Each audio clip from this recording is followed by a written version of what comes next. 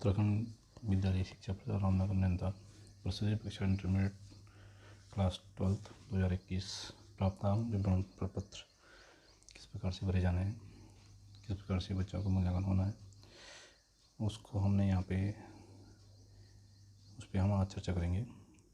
सबसे पहले हम देखते हैं कि कक्षा 10 का जो अधिभार ये वेटेज कितना होगा, कक्षा 11 का वेटेज कितना होगा, कक्षा 12 का वेटेज कितना होगा। अगर हम 100 अंकों का मूल्यांकन कर रहे हैं, यानी कि 100 अंक लिखित परीक्षा वाले विषयों का मूल्यांकन कर रहे हैं, तो उनका अलग से गणना होगी। 80 नंबर का करें तो उनका अलग से होगा, और 70 नंबर का करें तो उनका अलग से होगी। यहाँ पे हम 100 अंकों की जो लिखित परीक्षा वाले विषय हैं उस पर चर्चा करेंगे।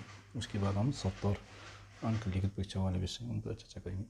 सबसे पहले देखते हैं कक्षा 10 में प्राप्त अंकों के आधार पर जो वेटेज है वह कक्षा 10 परीक्षा के 5 विषय जो होते हैं, जो उनमें से 3 जो व्यस्तरी हैं उनके प्राप्त अंकों वाले विषयों के आधार पर यहाँ पे आंकलन होगा। यहाँ पे उसका अधिभार 50% और अधिकतम निर्धारित अंक उसके रखे गए हैं 50, जहाँ पे 100 अंक वाली लिखित परीक्षा होगी। दूसरा है कक्षा 11 की जो वार्षिक परीक्षा है उसमें प्राप्त अंकों के आधार पर वेटेज दिया जाएगा बच्चों को। उसमें अधिभार होगा 40% और अधिकतम निर्धारित जो अंक हैं वो 40 होंगे, क्योंकि 100 में से पेपर का मूल्यांकन हो रहा है। कक्षा 12 की मासिक, अर्धवार्षिक, प्री बोर्ड परीक्षा या अन्य कोई परीक्षा ली गई है इंटरनल, तो उसके आधार पर वेटेज दिया जाएगा, वो होगा 10%, यानी कि 10 अंक, अधिकतम 10 अंक।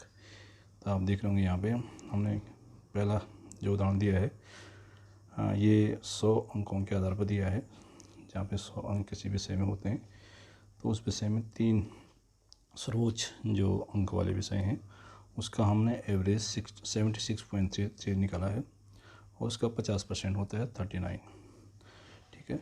उसके बाद हमने आगे चलते हैं कक्षा 11 का जो 40% है, उसमें हमने कक्षा 11 के जो संपूर्ण विषय होते हैं वार्षिक परीक्षा में प्राप्त अंक के आधार पर उसका जो है 40% 29.6, 26.4, 24। उसके आगे चलते हैं कक्षा 12 का 10% जो हमने कहा था 12 की मासिक, अर्धवार्षिक, प्री बोर्ड परीक्षा या अन्य में जो वेटेज है 10% या 10 मार्क्स, उसमें से 7.5, 7.2 और 7 मार्क्स यहाँ पे उसका एवरेज है।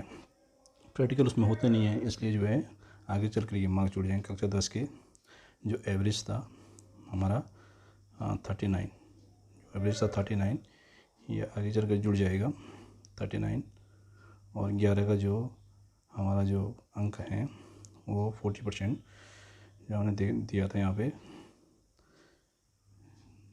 कक्षा 11 का, यहाँ पे जो है 40 जो मार्क्स थे उसमें से 29.6 आए थे, उसके 30 मान के चलते हैं, तो 30 यहाँ पे जुड़ गए हैं।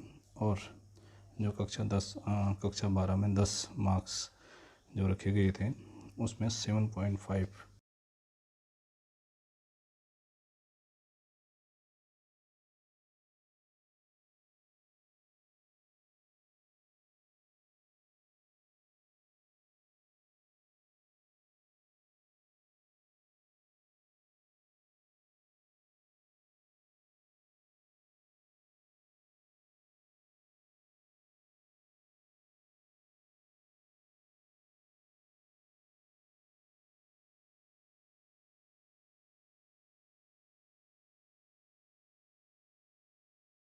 100 अंकों के। अब चलते हैं 70 वाले, जिन विषयों की 70% पे जो मूल्यांकन होता है 70 अंकों के आधार पर थ्योरी में, और 30 अंक के आधार पर उसका जो मूल्यांकन प्रैक्टिकल बेस पे होता है। तो यहाँ पे हमने 3 सब्जेक्ट यहाँ पर रखे हुए हैं। फर्स्ट उसमें 69, 768 और थर्ड में 67, इसके टॉप 3 मार्क्स हैं इसके हाई स्कूल में। उसका जो एवरेज है वो 60 रहता है, और उसका 50% एवरेज का हो जाता है 34। इस प्रकार से आप देख रहे होंगे। और यहाँ पे 11 के जो मार्क्स हैं टोटल मार्क्स, उसमें से 70 में से ये अधिकतम मार्क्स 28 रखे गए हैं, तो 70.92, 17.08 और 16.8। इसको हम 17.92 को 18 मानते हैं, 17.08 को 18 मानते हैं, 16.8 को 17 मानते हैं। आगे चल करके ये जो 7 मार्क्स आप देख रहे होंगे ये बोर्ड द्वारा निर्धारित अंक हैं। 10 का गुणांक 10% में जो बोर्ड निर्धारित करेगा बच्चों का, जो आप प्रैक्टिकल बेस पे आप देखेंगे, प्रैक्टिकल जो बच्चों के होते हैं उन मार्क्स जो है बोर्ड को भेजे जाएंगे विद्यालय द्वारा। उसमें से जो मार्क्स आएंगे 7 मार्क्स जो है बोर्ड के द्वारा ये दिए जाएंगे बच्चों को। तो इस प्रकार से जो है जो हमारा टोटल मार्क्स हो जाएंगे, इसमें कक्षा 10 का जो एवरेज था यहाँ पे 34 देख रहे होंगे 34, इसको जोड़ दिया हमने कक्षा 11 के जो 40% एग्रीगेट था उसमें 34 + 18, 34 + 18, 34 + 17, 52, 52 और 51 ये मार्क्स हैं 63 में से। यानी कि 63 जो मार्क्स हैं उसमें से ये मार्क्स बच्चे के हमने विद्यालय में मूल्यांकन करना है। बाकी 7 जो अंक हैं वो बोर्ड करेगा उसका निर्धारण, और जो उसमें 30 नंबर का जो प्रैक्टिकल होगा वो प्रैक्टिकल के अंक बोर्ड को भेजे जाएंगे।